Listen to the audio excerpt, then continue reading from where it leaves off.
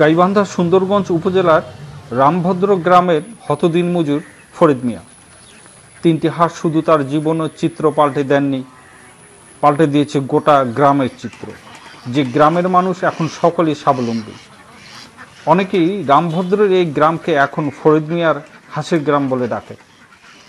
1984 সালে ফরিদ মিয়া রংপুরের এক খামার থেকে বিদেশি 3টি খাকি ক্যাম্বল হাঁস সংগ্রহ করেন। এই 3টি হাঁস দিয়েই তিনি তিলে তিলে গড়ে তোলেন তার স্বপ্নের সোনালীর খামার। পরে জনৈক ব্যক্তির পরামর্শেই ডিম বিক্রি না করে তুষ পদ্ধতির মাধ্যমে ডিম থেকে বাচ্চা ফোটানো শুরু করেন তিনি।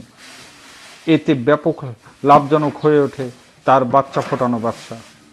ফরিদ মিয়ার সোনালী হাঁস খামারের মধ্যে সীমাবদ্ধ থাকেননি, সেখানে এখন তৈরি করা হচ্ছে হাঁস মুরগির খাবার। আমি যখন হাঁসের ডিম দেওয়া শুরু করলো তখন তো প্রচুর ডিম দেওয়া শুরু করলো, যখন আসেই আমাকে ডাকতো, কথা বলতো যে ফরিদ মিয়া, আপনি এই যে হাঁসের ডিম বিক্রি করেন, তার চেয়ে যদি আপনি হাঁসের বাচ্চা ফুটিয়ে বেছেন তাহলে আপনি আরও লাভবান বেশি হতে পারবেন। তা আমি পেলাম যে আমি হাঁসের বাচ্চা কেমন করে ফুটাবো, কয় তুষ পদ্ধতিতে। তো উনি আমাকে পরামর্শ দিল, পরামর্শ দেওয়ার পরে ওনার পরামর্শ নিয়ে আমি শুরু করলাম আস্তে যে ডিমটাকে কীভাবে তাপটা ঠিক করা যাবে এইভাবে চিন্তা করে। তাপ যখন ঠিক হয়ে গেল তখন আমার ডিম বাচ্চা যখন শুরু হয়ে গেলো, 28 দিনে ফোটা শুরু হয়ে গেল, তখন আমার প্রচুর বাচ্চা ফোটা শুরু হলো। তখন আমার মনের মধ্যে খুব আনন্দ জাগলো। বাচ্চা আমি বেচতেছি তখন 10 টাকা করে এক বাচ্চা। তখন আমার দেখি যে আমার এক ডিম বিক্রি করি আমি, কোনো সময় বিক্রি করি 4 আনা 8 আনা এরকম বিক্রি করি, আর সেই ডিম বাচ্চা বিক্রি করি আমি 10 টাকা। তার পাশে আমি দেখি যে অনেক লাভবান আমি, আমার অনেক টাকা পয়সা আসতেছে। তখন পাশে পাশে আমার ছেলেরাও লেখাপড়াও করে, আমার সাথে আবার ছেলেরা আমার সহযোগিতাও করে।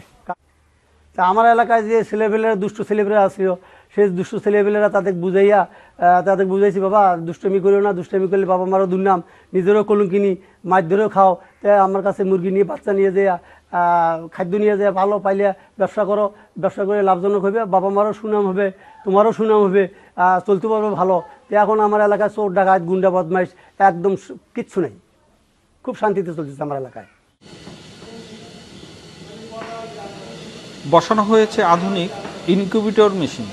বর্তমানে রামভদ্র, শাহবাজ, বামনডাঙ্গা সহ উপজেলার বিভিন্ন স্থানে 622টি খামার প্রতিষ্ঠিত হয়েছে। এইসব আড়ত থেকেই 1 লাখেরও বেশি ডিম দেশের বিভিন্ন স্থানে পাঠানো হচ্ছে। এক সময় হতদরিদ্র দিনমজুর ফরিদ মিয়া তার মেধা এবং শ্রম দিয়ে কোটিপতি বনে গেছেন। 3 ছেলে 2 মেয়ে নিয়ে এখন সফল মানুষ ফরিদ মিয়া। ছেলেরা বিভিন্ন ব্যবসা প্রতিষ্ঠানে সার্বিক দায়িত্ব পালন করছে।